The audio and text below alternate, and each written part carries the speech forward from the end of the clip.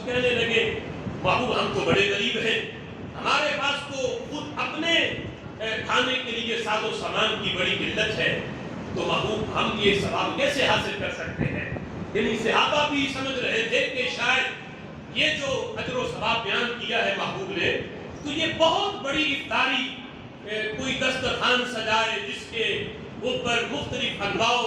اقسام کے کھانے لگے ہوں اور دیگیں پکائی جائیں، بڑا وسیع انتظام ہو، پھر اسے اجر ملتا ہے۔ تو صحابہ نے اس انداز میں سوال کر دیا محبوب ہمارے پاس کچھ نہیں کہ ہم افطاری کروائیں۔ میرے آقا فرماتے ہیں میرے صحابہ جو میں نے اجر بیان کیا ہے یہ بہت بڑی افطاری پہ نہیں، یہ تو کوئی بندہ کسی روزے دار کو پانی کا ایک گھونٹ، ایک کھجور کھلا کر اس کا روزہ افطار کروا دے، اللہ اسے بھی یہ اجر عطا فرما دیتا ہے،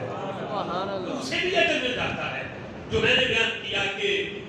گناہ معاف ہوتے ہیں، اللہ جہنم سے آزادی دے دیتا ہے، اور مزید میرے آقا فرماتے ہیں جو کسی کو سیر ہو کر کھانا کھلا، پیٹ بھر کے کھانا کھلا دے، پیٹ بھر کے یعنی اس کو کھانا کھلائے افطاری کے وقت، فرمایا سقاہ اللہ من حوضہ شربا، اللہ اسے میرے حوض سے شربت پلائے گا، سبحان اللہ، میرے حوض سے اسے شربت پلائے گا۔ فرمایا جو میرے حوض سے شربت پی لے گا،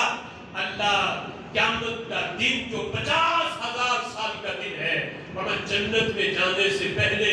میرا رب اسے پیاسا نہیں ہونے دے گا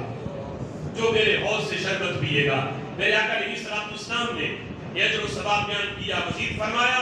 یہ ہمدردی کا مہینہ ہے کس لحاظ سے؟ من خفف عن مملوکہ فی، فرمایا اس مہینے میں جو اپنے مملوک سے مراد یہاں فی زمانہ خادم ہے، ملازم ہے، دکان پہ جو ملازم رکھے ہیں، جو گھر میں رکھے ہیں، ان پہ تخفیف کرے کہ یہ بھی روزے کی حالت میں ہے،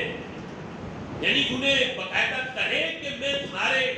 کام میں کوئی تم سے کام نہیں لوں گا، تم نے اس وجہ سے روزہ ترک نہیں کرنا، روزہ رکھنا ہے، تمہیں آرام کے لیے وقت بھی ملے گا، تم سے ایسا وزنی اور بھاری کام نہیں لیا جائے گا جو عام دنوں میں لیا جاتا تھا، اس میں تخفیف کر دے روزے کی وجہ سے کہ میرے غلام نے، میرے خادم نے روزہ رکھا ہوا ہے۔ تو میرے آقا فرماتے ہیں غفر اللہ لہو،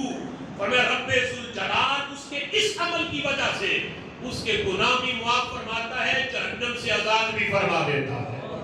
مالک کو صرف تخفیف کرنے سے کہ اس نے روزے کی وجہ سے اپنے خادم کے کام کاج کے اندر تخفیف کر دی، آرام کے لیے وقت دیا، اور میں رب ذوالجلال اسے اس کے گناہ معاف فرماتا ہے اور جہنم سے آزادی کا پروانہ دیتا ہے۔